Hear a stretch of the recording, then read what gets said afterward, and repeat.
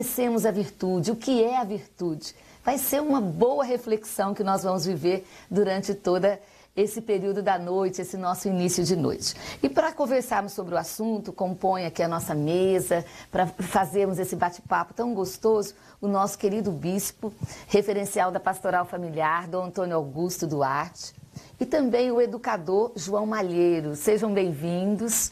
É com muita alegria, né, que nós iniciamos essa tarde.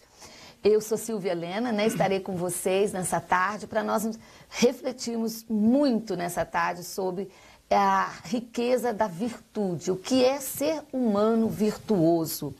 E para nós começarmos muito bem essa tarde, nós começamos nessa hora mariana com a nossa oração do Ângelus, Dom Antônio. Sim. O anjo do Senhor anunciou a Maria. E ela concebeu do Espírito Santo. Ave Maria, cheia de graça, o Senhor é convosco, bendita sois vós entre as mulheres, e bendito é o fruto do vosso ventre, Jesus. Santa Maria, Mãe de Deus, rogai por nós, pecadores, agora e na hora de nossa morte. Amém. Eis aqui a escrava do Senhor. Faça-se em mim segundo a vossa palavra. Ave Maria, cheia de graça, o Senhor é convosco, bendita sois vós entre as mulheres, e bendito é o fruto do vosso ventre, Jesus. Santa Maria, Mãe de Deus, rogai por nós, pecadores, agora e na hora de nossa morte. Amém. E o Verbo divino se fez carne e habitou entre nós. Ave Maria, cheia de graça, o Senhor é convosco, bendita sois vós entre as mulheres, e bendito é o fruto do vosso ventre, Jesus. Santa Maria, Mãe de Deus, rogai por nós, pecadores, agora e na hora de nossa morte. Amém. Rogai por nós, Santa Mãe de Deus, para que sejamos dignos das promessas de Cristo. Oremos. Infundi, Senhor, nossos pedimos e nossas almas a vossa graça, para que nós conhecemos pela anunciação do anjo a encarnação de Jesus Cristo, vosso Filho, cheguemos por sua paixão e sua cruz, a glória da ressurreição, pelo mesmo Cristo, Senhor nosso. Amém. Vamos então, seguindo com o nosso colóquio, ocupai-vos de tudo que é verdadeiro, nobre, justo, puro, amável, tudo que há de louvável, honroso, virtuoso ou de qualquer modo mereça o louvor. Essa está na carta de Filipenses, capítulo 4, versículo 8. A virtude é uma disposição habitual e firme para se fazer o bem. Permite à pessoa não só praticar bons atos, mas dar o melhor de si. Com todas as suas forças sensíveis e espirituais, a pessoa virtuosa tende para o bem, procura-o, escolhe-o na prática, na vida do dia a dia. Isso está no nosso catecismo no 1803. E nós, Dom Antônio, hoje estamos nos preparando para esse tema tão especial, que é o que é ser virtuoso como humano. Nós refletimos muito o que era ser humano de verdade, né? Num mundo onde nós vamos perdendo a referência a nós mesmos, né? A grandeza que fomos criados. Hoje nós estamos dando mais um passo. Nós estamos aqui meditando sobre a questão da virtude. E o senhor poderia abrir para nós, refletindo um pouco, né, sobre o que é ser virtuoso como humano? Sim. É um tema de capital importância, né, dentro da nossa época, uma vez que nós estamos vivendo mais a eficiência e a competência profissional do que a excelência humana, né? Então nós temos que refletir muito sobre o que é ser humano de verdade e nesse aspecto, o que é humano virtuoso, o que é o homem virtuoso, a mulher virtuosa, porque não nos basta só a competência, não nos basta só a eficiência no que fazemos, porque o que nós somos tem que se refletir, né, naquilo que nós realizamos. E a virtude não é um revestimento externo, como você pode encontrar num prédio muito bonito, com um revestimento maravilhoso, mas a virtude é algo que sai de dentro para fora, é um valor que vai dignificando cada vez mais a pessoa, vai amadurecendo a pessoa. E essa busca da excelência pessoal não é apenas uma busca secundária, não é essencial, porque o que nos faz ser humano de verdade é ir aperfeiçoando a nossa humanidade através das virtudes. Por isso que eu acho que é um tema de plena atualidade, que nós não podemos considerar nem tão pouco um tema de pregação, nem um tema acadêmico para ser estudado por especialistas, mas é um tema que interessa a cada um de nós em particular e a vida em sociedade, né? E até diria, Dom Antônio, um tema assim, de grande importância no momento atual que a sociedade está, né? Diante de tantos paradoxos, diante de tantas crises de valores, hoje resgatar o que é ser humano e resgatar a questão da virtude, né? De ser um ser humano virtuoso, eu acho que é o tema por excelência desse momento. Sim, sim. É um tema que deve estar presente em todas as instâncias da sociedade, começando, logicamente, pela família, que é a grande escola de virtudes que nós temos, né? Exatamente. Nós estamos aqui com o João Malheiros, já é um educador muito conhecido, né? Graças a Deus, uma pessoa que trabalha muito em prol dessa boa educação, né? Onde valoriza o ser humano integral, né? Para que ele floresça e seja mesmo na sua riqueza, na sua potencialidade, tudo aquilo que ele pode ser. João Malheiros, como você vê essa questão que nós estamos trazendo nessa tarde sobre o que é ser virtuoso, como homem, como mulher, como pessoa humana? Muito bem, boa noite a todos os ouvintes. Queria que a gente começasse meditando, né, nessa realidade. Quem é o homem para Deus? Por que Deus quis criar o homem? E nós, ao estudar o catecismo, como disse agora, nós estudamos que Deus quis criar o homem para participar do seu amor. O homem foi projetado por Deus para ser feliz amando. E quando isso não acontece, porque o homem, ao vir ao mundo, vem com esse pecado original, que todos nós já estudamos também. Então, todo o trabalho do educador é justamente ir recuperando essa capacidade de amar, que o tornará feliz de acordo com o projeto de Deus. Educar as virtudes é educar nessa capacidade de amar que Deus projetou. E hoje nós percebemos muito bem nas famílias e na juventude, onde eu trabalho todos os dias na minha escola, que há uma crise de amor. As pessoas não estão sendo capazes de amar. Isso deixa a pessoa, então, terrivelmente infeliz, desequilibrada, e às vezes as pessoas não sabem o que está acontecendo comigo. O que está acontecendo comigo? Que eu sou cada vez mais egoísta, cada vez mais animalizada, cada vez mais impotente, mais solitária. O que acontece comigo?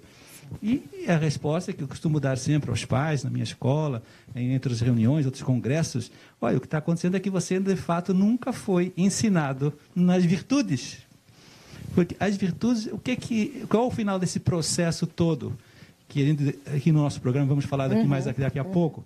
O final desse processo é uma capacidade de amar. E, portanto, de ser feliz. E, portanto, a pessoa se encontrar na sua existência como ser humano.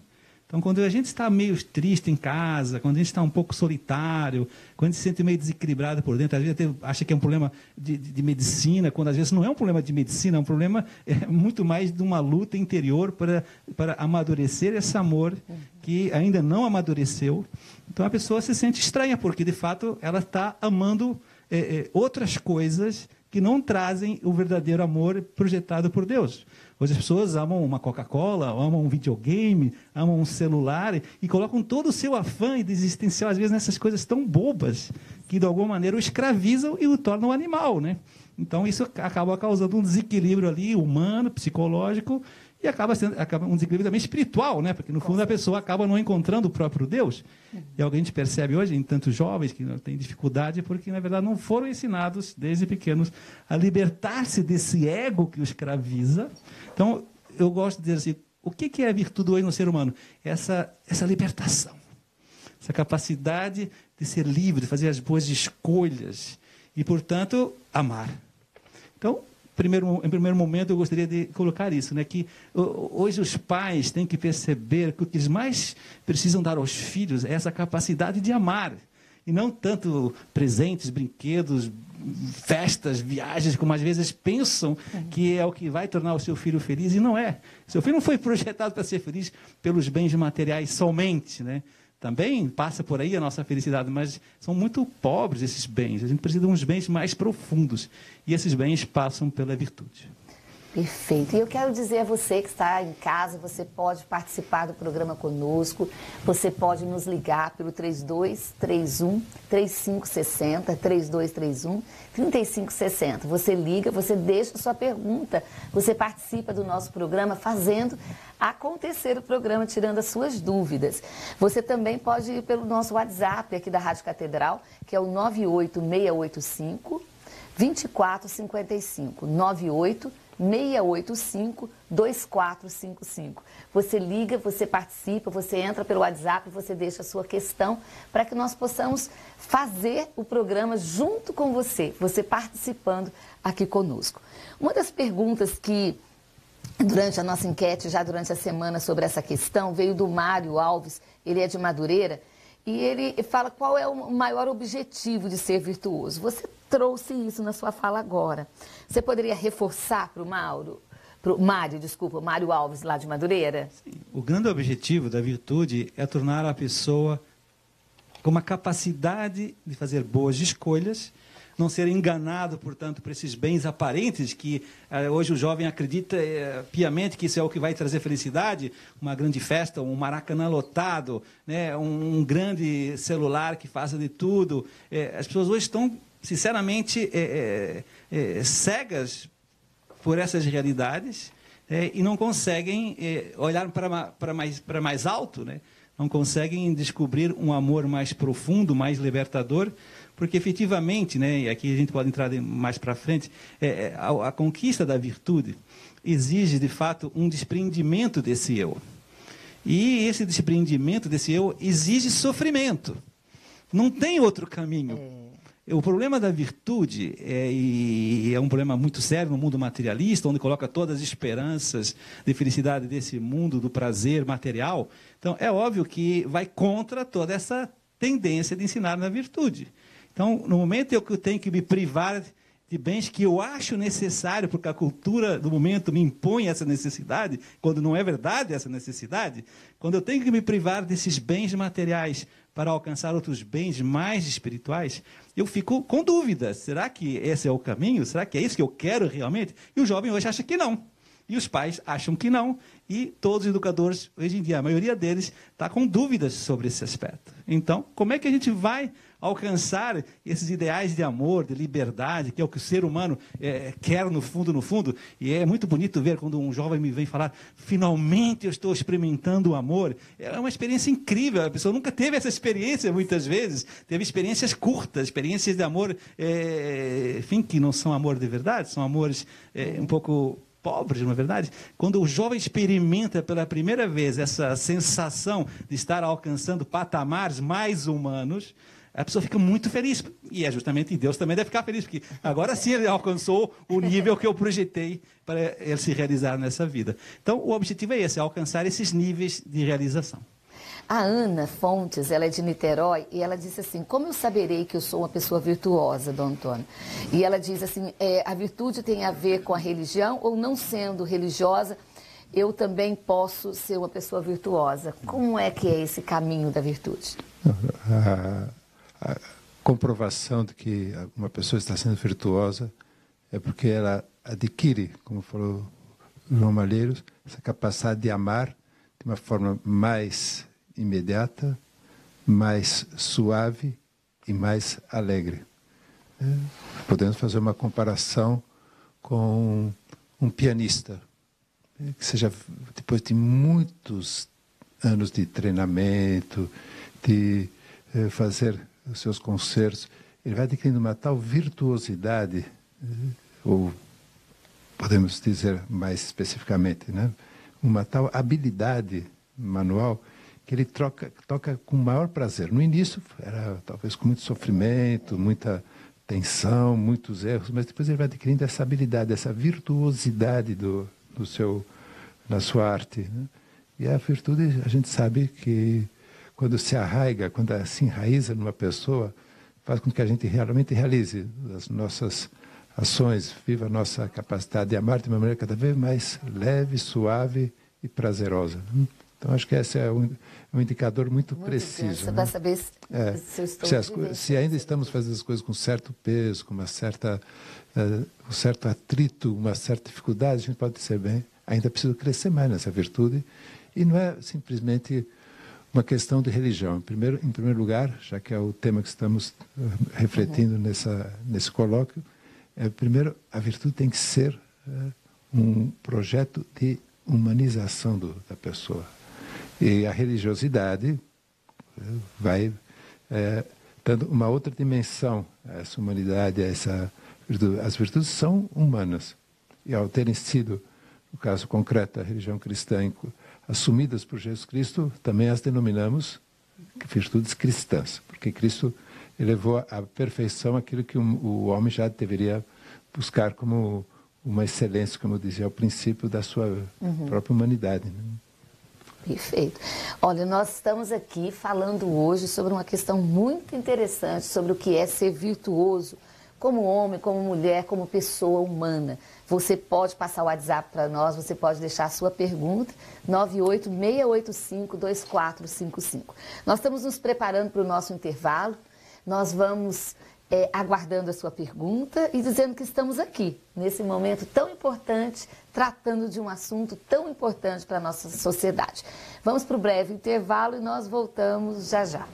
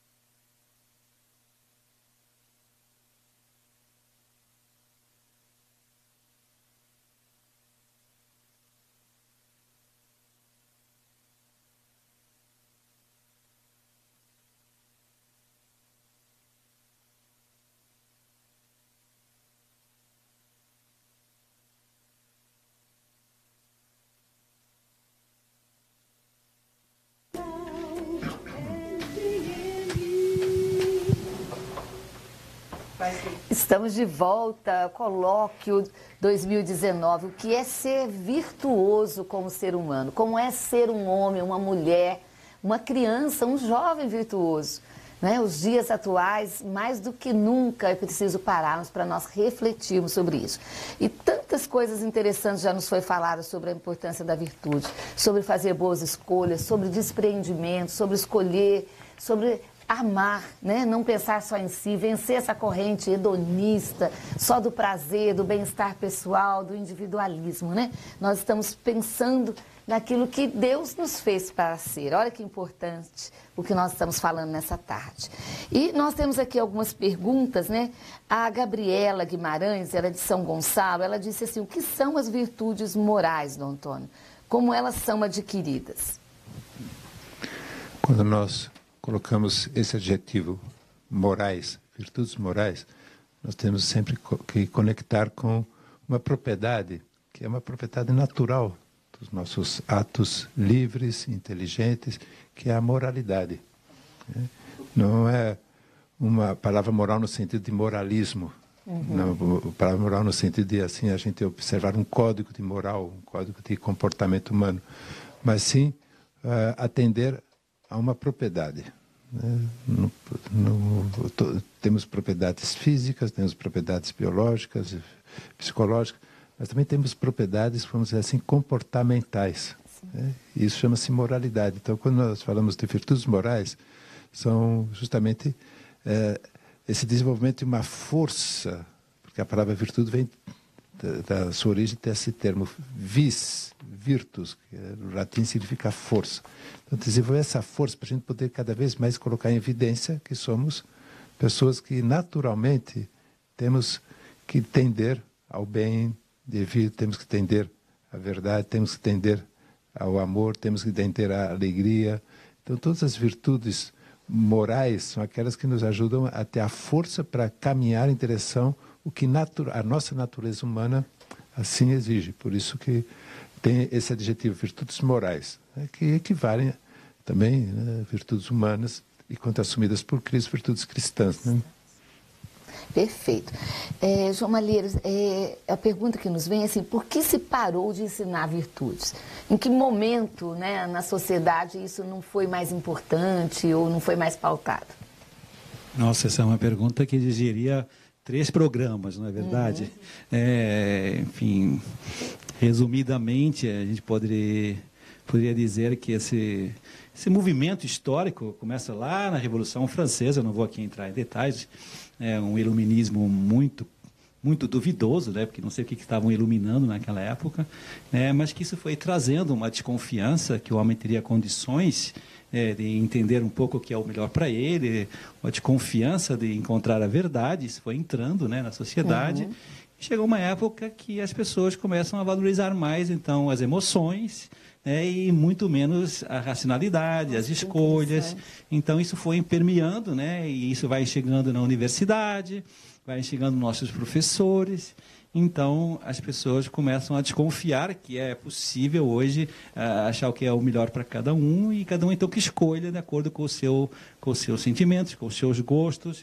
Aí entrou o relativismo, entrou o emotivismo e todos esses ismos que a gente ouve na história da educação, que, de alguma maneira, foram, enfim, enfraquecendo o processo educacional. Agora, eu diria que, junto a toda essa, vamos dizer, onda teórica, histórica, há também uma onda talvez mais pragmática, não é verdade? Como eu dizia há pouco, né, ensinar virtudes exige ensinar uma criança a renunciar a um celular, um tempo de celular, não o celular em si, a renunciar ao seu sofazinho, né, depois do almoço, quando ele tem que fazer a lição de casa, né? A mãe tem que exigir da criança, pois, menos chocolate, menos brinquedos. Isso tudo é algo que faz sofrer a criança. A mãe que não entende que, para educar bem uma criança, ela tem que aprender a ciência da cruz, desde cedo.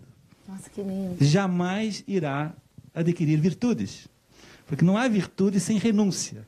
Agora, a grande sabedoria dessa ciência é mostrar para a criança que essa renúncia é só momentânea, que depois vem uma libertação tão grande que a pessoa se sente felicíssima, como disse o Dom Augusto, por estar conseguindo fazer a lição de casa, porque está conseguindo desligar o celular, porque está conseguindo namorar direito, porque está conseguindo finalmente, né, comer o que tem que comer e deixar de comer aquelas bobagens. Então, isso é uma sensação tão gostosa. A liberdade que a gente sente quando tem virtude é tão boa, que depois que passa esse momento de renúncia, a pessoa fica muito agradecida para quem ele ensina. Então, os pais hoje são talvez os primeiros responsáveis para essa volta a ensinar a virtude. O pai tem que dizer, olha, meu senhor pai que está me ouvindo, sua mãe, comece com carinho, mas também pelo próprio exemplo, não é verdade? A ensinar essas pequenas renúncias na comida, no conforto, na diversão, enfim, todas as coisas que a gente gosta, mostrar que tem que haver, de fato, uma medida correta, um momento correto para fazer todos esses prazeres. E quando você vai ensinando a criança a viver desse jeito, você começa a perceber uns resultados tão surpreendentes que os pais ficam muito depois convencidos que esse é o caminho. Então, em primeiro lugar, eu penso que tem que voltar a ser ensinado isso nas famílias. Agora, para que as famílias possam ensinar isso, tem que haver uma formação para os pais também. Então, o meu colégio, o Colégio Porto Real, que eu posso falar abertamente, que eu trabalho lá na Barra da Tijuca, qual é o nosso grande diferencial e que estamos sendo procurados? É isto. Nós estamos ensinando os pais a educar seus filhos na virtude. Então, o retorno é tão grande, em tão pouco tempo, porque a criança nessas idades, elas mudam muito rapidamente. É tão bonito, absorve bem e ela se sente feliz, porque existe um período, chamado, tecnicamente, período sensitivo da virtude, que é o período que a criança está pedindo para aprender isto. Uma criança com 2 anos, ela quer viver a ordem material, ela se sente feliz arrumando brinquedo. Mas dá trabalho ensinar isso. Inclusive, já até te dou a palavra, porque a pergunta seguinte é exatamente isso. Qual as fases para a gente ir introduzindo o ensinamento da virtude dentro de uma família, dentro de uma escola? Quer dizer, que fase é propícia para eu já treinar os meus filhos, as crianças? Essa pergunta é ótima, muito boa. Já junta essa pergunta então, aí, muito bom. Os pais têm que saber que há um período próprio para cada virtude. Aproveito para dizer que esse foi justamente o estudo do meu doutoramento na UFRJ, que quando eu comecei a fazer o doutoramento, falei assim, qual é o processo, qual é o caminho, qual é o caminho mais feliz para que uma criança sinta menos violência, menos renúncia? Deve ter uma lógica. Deve ter um momento que... Eu descobri isso em São Tomás de Aquino, desde o século XIII, que já se estuda isso, é impressionante. Então, assim, rapidamente, obviamente, saibam que a primeira virtude que um pai e uma mãe têm que ensinar em casa, e depois um professor que está me ouvindo na escola, é toda a temática da virtude da temperança, que é uma palavra um pouco estranha, mas eu vou traduzir aqui. Em primeiro lugar, a virtude da ordem. Ordem material, então arrumar a mochila, arrumar a roupa, arrumar o brinquedo. É sempre o primeiro passo.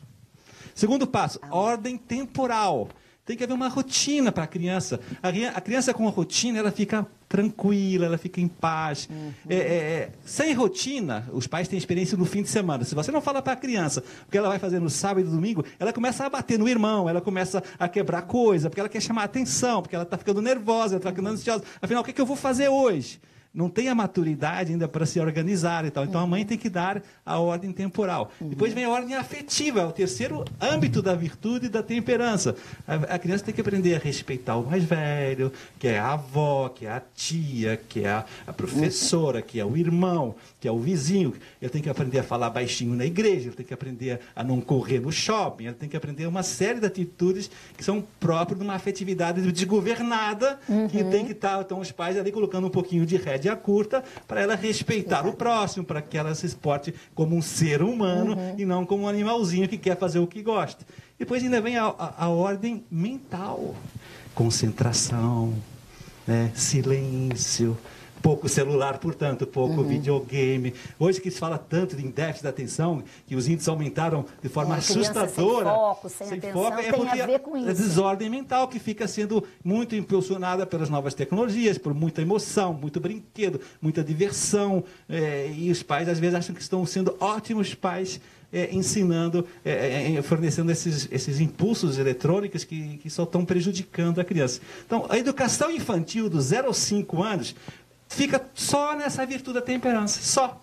Olha, que interessante. Quando chega a Fundamental 1, quando a criança começa a pensar, a raciocinar, o uso da razão começa aos 6 anos. Ela começa a ter já um certo espírito crítico. Então, começa a haver um pouco mais de fortaleza.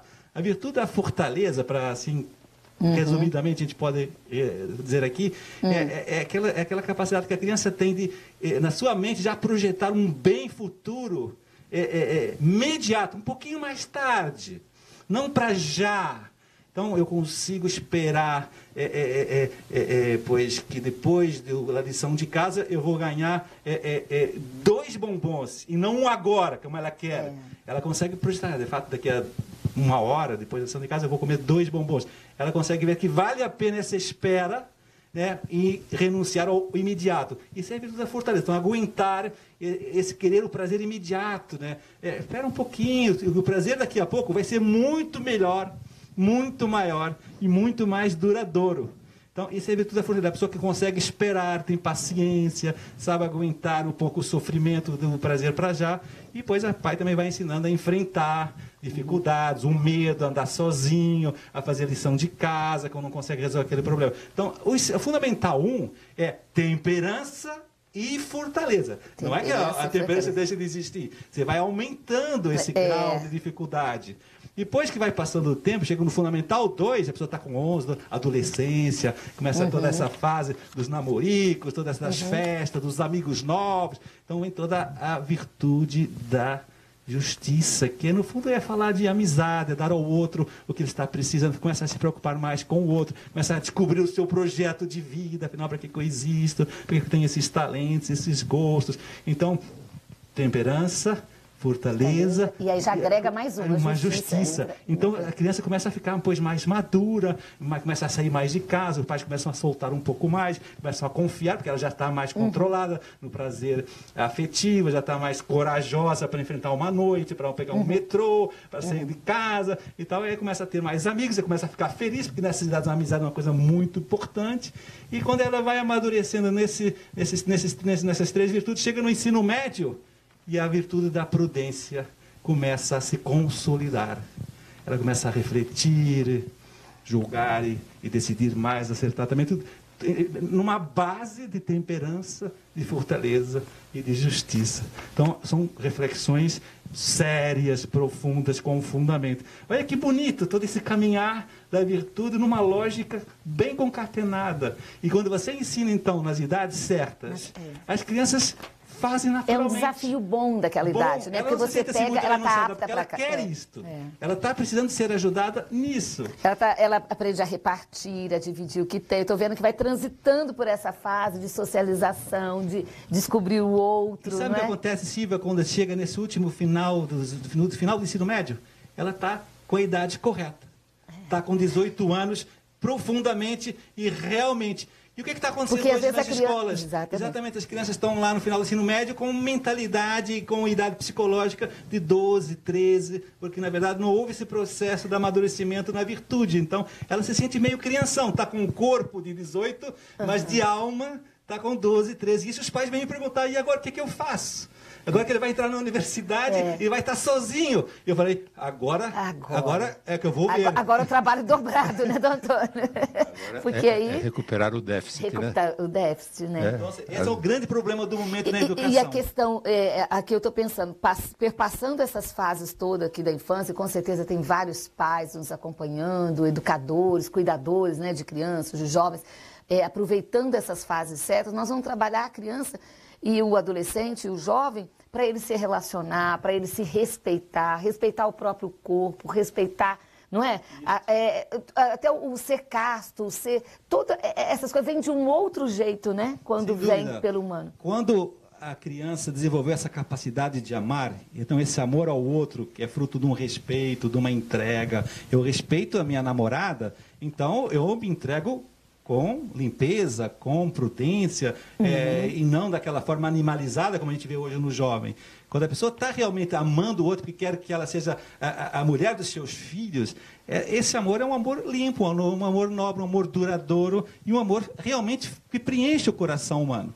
Agora, quando esse amor está longe desse caminhar, e é mais uma coisa animalesca, como a gente percebe, esse amor da apetência, que é o primeiro nível do amor, deixa o jovem parado nesse nível, e então a não vida sabe vai ver, passando. espera, não sabe aguentar, não sabe Então, sofrer, como é que vai saber vamos buscar dosar? um prazer animal sem o verdadeiro amor por dentro. Então, isso cria um vazio, principalmente nas meninas, saibam disso. Imagina. As meninas que esperavam aquele preenchimento que viria naquele relacionamento mais profundo, elas ficam se sentindo uma Coca-Cola.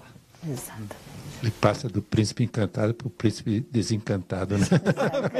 E muitas dores e muitos espinhos, né, nesse processo.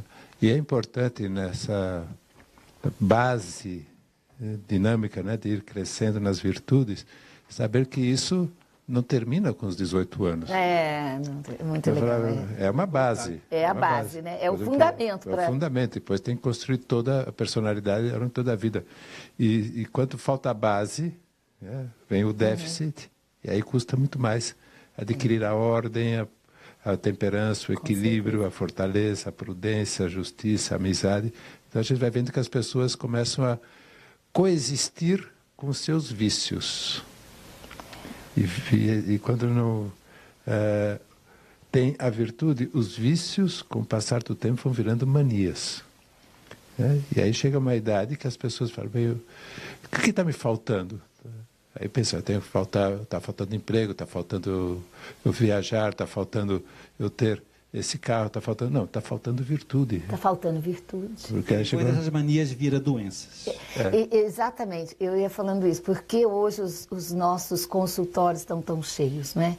As doenças hoje, né, que a gente fala as doenças do século, né? Esse vazio existencial, essa tristeza, essa angústia, a depressão e todas as consequências que vão além, né, de tantas doenças, esse distanciamento de si mesmo, né? Eu não me conheço, eu não sei a riqueza que eu sou, eu não sei tudo aquilo que eu posso ser.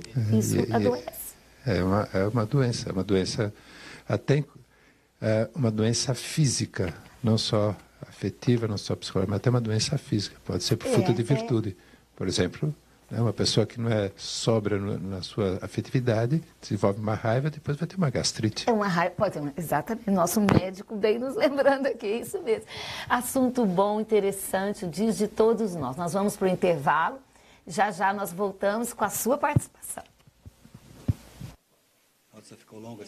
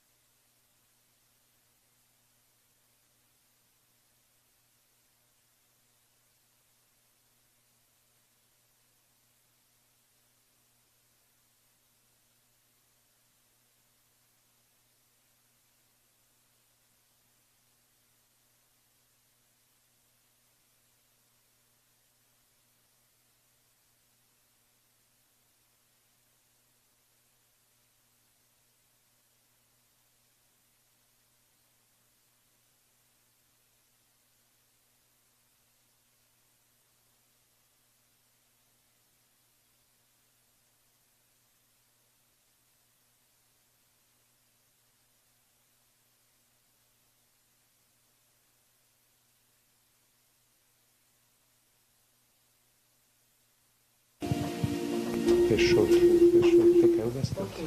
Estamos voltando, colóquio, nós estamos aqui hoje falando um tema tão interessante, tão profundo.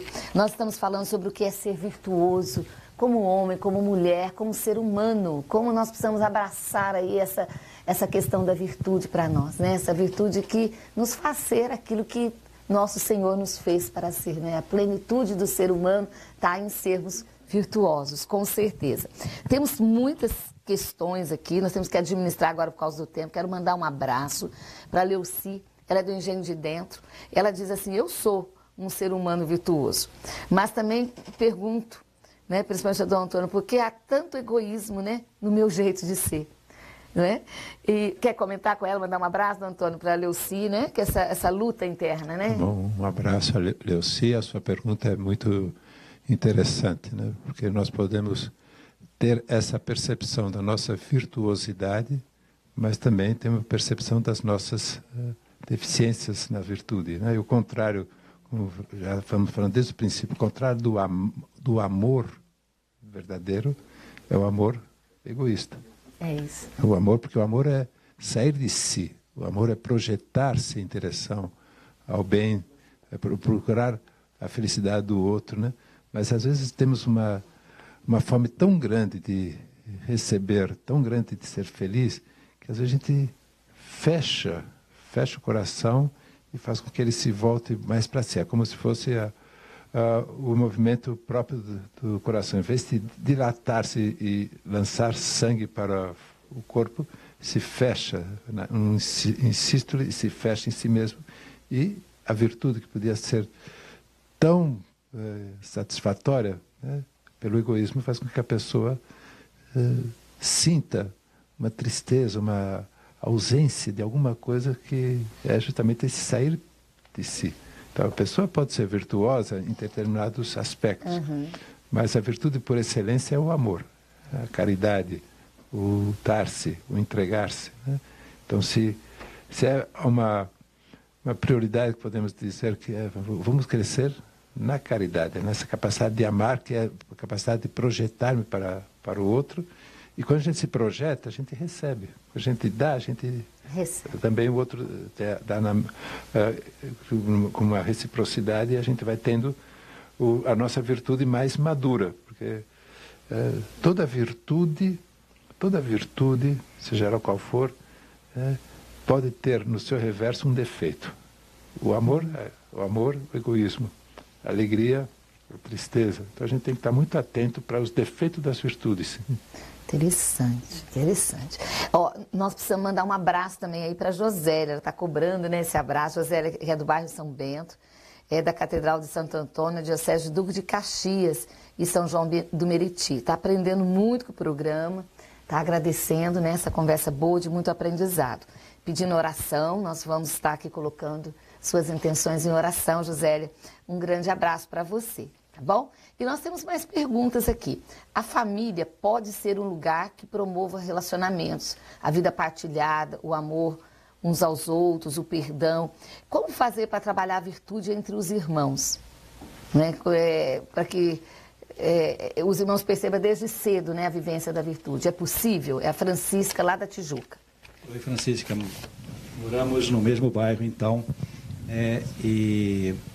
Olha, eu diria que a virtude, ela se aprende na família, em primeiro lugar, por mimetismo. A criança, quando é muito pequena, ela aprende, em primeiro lugar, do pai e da mãe a viver a virtude. Portanto, senhores pais que estão me ouvindo, se não vivem e procuram se esforçar por ser virtuosos, saibam que podem estar prejudicando muito a educação do seu filho, porque ele, em primeiro lugar, olha para você. Isso é uma questão que eu me levantei no meu doutoramento. Se os pais não fossem virtuosos, como é que essas crianças sairiam? De fato, há um mecanismo psicológico, São Tomás fala disso, em que depois de um certo tempo, a criança, não vendo nos pais esse exemplo, ele vai buscar em outro modelo. é uma professora, numa tia, é até um outro parente mais distante. Mas então saibam que a criança começa a olhar para os outros, primeiro para os pais e depois para os irmãos mais velhos. Então saibam também os pais que o irmão mais velho é muito importante e ir abrindo um caminho para os irmãos que estão vindo. Eu tive a imensa sorte de ter 5 irmãos, éramos 6. Eu era o penúltimo, então tinha uma irmã mais velha, uma outra irmã, 2 irmãos na minha frente. Então eu olhava sempre para eles com uma admiração e aprendia muito com esses meus irmãos. Infelizmente isso hoje é raro, né? Famílias numerosas já é uma coisa escassa na sociedade. Mas os pais têm que saber que sim, os 2 irmãos que estão lá, os 3 que estão lá convivendo entre si, eles têm que se aprender a compartilhar todos os brinquedos, aprender a servir um ao outro, a se compreender, a perdoar. Eu diria que o mais difícil hoje numa família são os irmãos se perdoarem entre si, porque é normal numa família essas brigas entre irmãos. Então os pais também não têm que se assustar com isso, mas é por aí que entra toda a virtude da convivência, da socialização. E depois, acho que também é muito importante que os professores que estão me escutando nesse momento, que saibam que o seu modelo, ser modelo de virtude em sala de aula é muito importante. Acabei de dizer que quando os pais não estão colaborando muito, a criança logo se volta para o mais próximo de todos os dias, que em geral é o professor.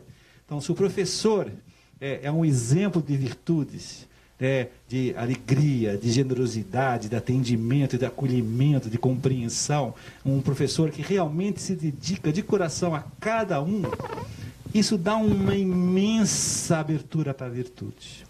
Eu já vi muitas histórias de crianças se converterem à virtude pelo exemplo do professor. Então, os professores que são realmente professores, repito, os professores que são realmente professores, eles têm que ter essa responsabilidade de se sentir modelo para os seus alunos. Isso é o verdadeiro professor e isso é o que dá a vibração para ensinar e para se realizar na profissão. O professor que vai numa sala de aula só para ensinar a sua matéria e ganhar o seu dinheiro, esse professor não se vai realizar profissionalmente. Não inspira, Não inspira. Então, eu penso que a família é um lugar, a escola primeira de virtudes, antes mesmo da própria escola, mas depois, no segundo momento, tem que ser a própria escola. Interessante.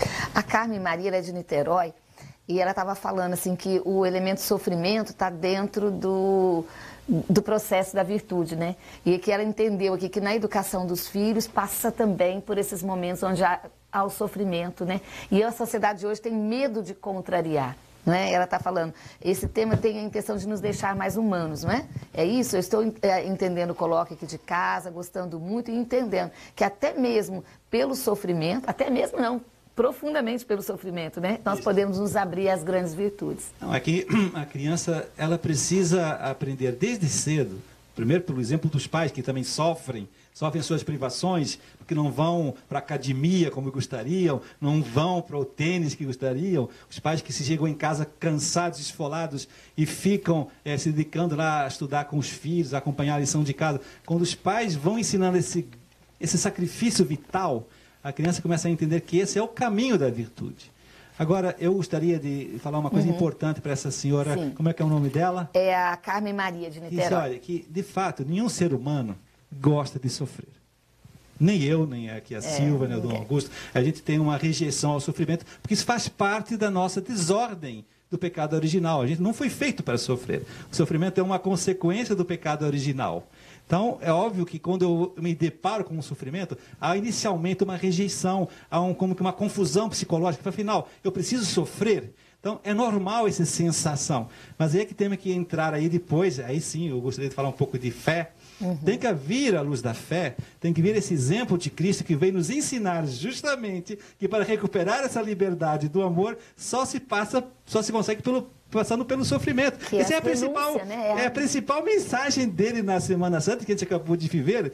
Você quer alcançar novamente aquele amor original que tinha Adão e Eva? Pois então, olha, vive o que eu estou te ensinando e me encontra dentro de você para te ajudar a sofrer junto.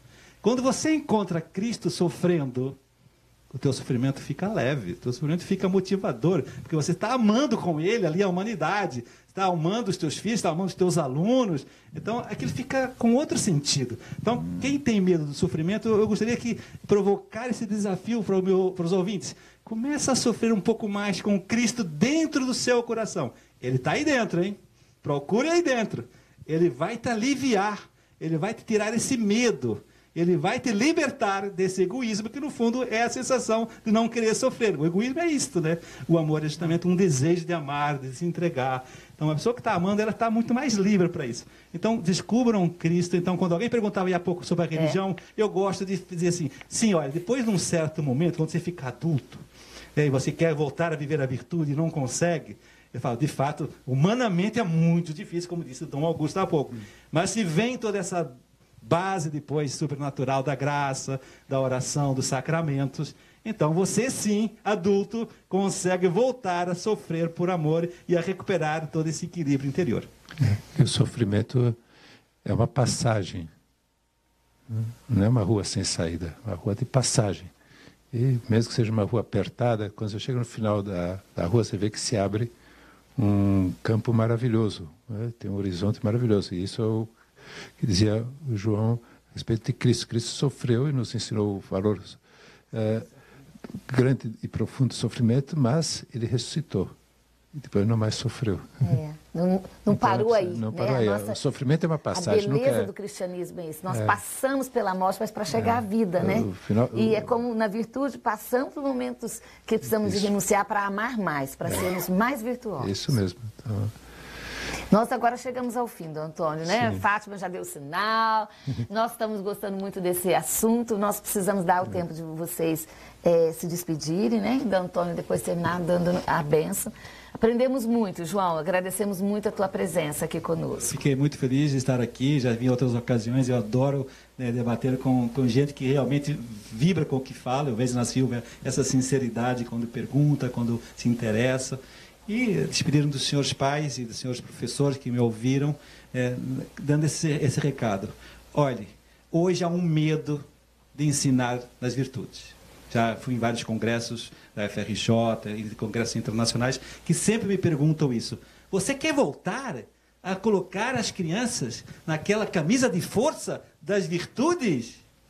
Eu falo, não, eu vim libertar daquela camisa de força das paixões, que é o que está acontecendo hoje com o jovem. Ele está preso, ele está asfixiado, ele está solitário, ele está sofrendo porque não foi ensinado nas virtudes. Eu vim libertá-lo, né, justamente dessa escravidão que é a falta de virtude. Então, senhor pai, não tenha medo. Esse é o caminho de se tornar o seu filho feliz e seu filho espetacular, orgulhoso, e você vai ser um grande pai se você ensinar a virtude. Você nunca se arrependerá disso. Vamos em frente. Hoje, 22 de maio, 2019, mas nos faz recordar, há 45 anos atrás, duas pessoas, uma muito querida e outra que me dá uma grande admiração. Há 45 anos atrás, chegava aqui ao Rio de Janeiro, às 18 horas e 18 minutos, São José Maria Escrivá de Balaguer, fundador do Opus Dei. Ai, que lindo! E que ele sempre convidou as pessoas a viverem o cristianismo como uma vida virtuosa, né? E hoje também, 22 de maio de 1974, nasceu Guido Schaeffer. Hoje ele faz 45 anos, falecido há 10 anos atrás, que está em processo de beatificação e canonização. No dia 22 de maio, hoje é dia de festa do meu batismo. Então, parabéns. Então, também, são 3 pessoas então importantes no dia de hoje. Agora. E o Guido Schaeffer, o processo dele já está em Roma, e durante muito tempo foram sendo recolhidos testemunhos sobre a vida dele, justamente falando das virtudes dele. Então é um dia que o tema veio a calhar um mestre das virtudes, um santo São José Maria, que ensinou a viver a virtude, as virtudes cristãs no meio do mundo, especialmente a laboriosidade para santificar o trabalho, e a figura do Guido Schaeffer, que foi realmente um rapaz admirável, normalíssimo, mas com virtudes que se destacaram tanto que foram mais de 10 mil páginas do processo que foram para Roma de testemunhos das suas virtudes, né? Então é um dia bem especial para tratar desse tema. Que todos aqueles que nos ouviram pela Rádio Catedral, nos acompanharam pela Web TV Redentor, Eu dou a bênção. Que Deus Todo-Poderoso vos abençoe. Em nome do Pai, e do Filho e do Espírito Santo. Amém. Nós esperamos vocês no próximo colóquio, se Deus quiser, e agradecemos muito a participação de cada um. Que Deus realmente nos abençoe e nos dê essa chance de continuarmos juntos refletindo assuntos tão importantes como esse. Nós ainda não temos a próxima data, temos, Antônio? Acho que não, nós anunciaremos em breve, né? Geralmente é de 2 em 2 meses que nós nos reunimos aqui. É julho. Em julho, tá? Julho. Então, em julho estaremos de volta trazendo um assunto para nos humanizarmos e nos fazermos mais santos. Deus